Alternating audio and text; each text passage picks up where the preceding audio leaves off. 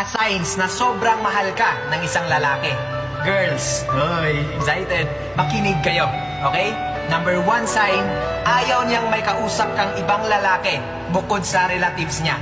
Ganito kasi no, kapag kaming mga lalaki, pag nagmahal kami ng totoo, kumbaga ba gusto namin na sa amin lang talaga nakatuon ang atensyon ng girlfriend namin. At saka ayaw namin na may kausap sila, especially kapag matagal ang kanilang conversation with the other guy. Kasi whether we like it or not, alam na alam namin ang diskarte ng ibang lalaki. Kasi first of all, lalaki kami. Kaya takot kami na yung atensyon ng aming girlfriend ay mapunta sa iba. Pangalawang sign na mahal ka ng isang lalaki, uhaw sa time at atensyon mo. Girls, makinig kayo.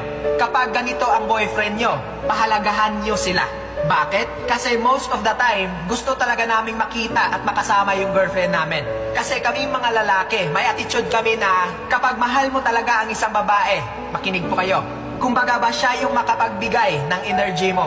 At iba kasi no, kapag kasama mo ang taong mahal mo, makukumpleto talaga ang araw mo. Pangatlong sign na mahal ka talaga ng isang lalaki, sobra yung pagkasiloso niya pagdating sa'yo. Girls, kung kayo selosa, kami din mga lalaki, seloso. At alam kong kayo rin, di ba? Nagseselos ka kasi mahal mo nga.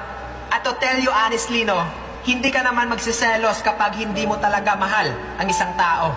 Right? Nagseselos yan kasi mahal ka. Pang-apat na sign na mahal ka talaga ng isang lalaki, lagi ka niyang ina-update kung ano ang mga ginagawa niya at kung saan siya papunta.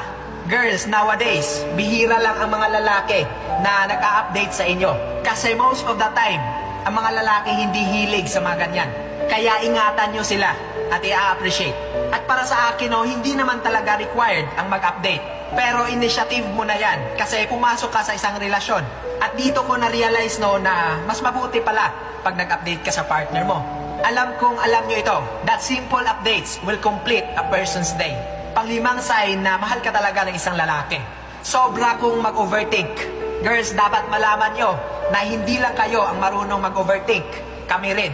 Kaming mga lalaki, no, mag-overthink kami. Especially, no, kapag hindi kayo nag-update kung saan kayo papunta or pupunta or sino yung mga kasama nyo. Nag-overthink kami kasi hindi namin gusto na mapahamak kayo. Kasi nga, mahal namin kayo. Girls, dapat makinig kayo.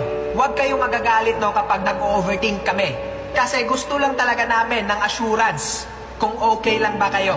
Panghuling sign na mahal ka talaga ng isang lalaki, ang sweet niya sa'yo sa chat, lalong-lalo na sa personal. Kaming mga lalaki, no, karamihan sa amin, clingy.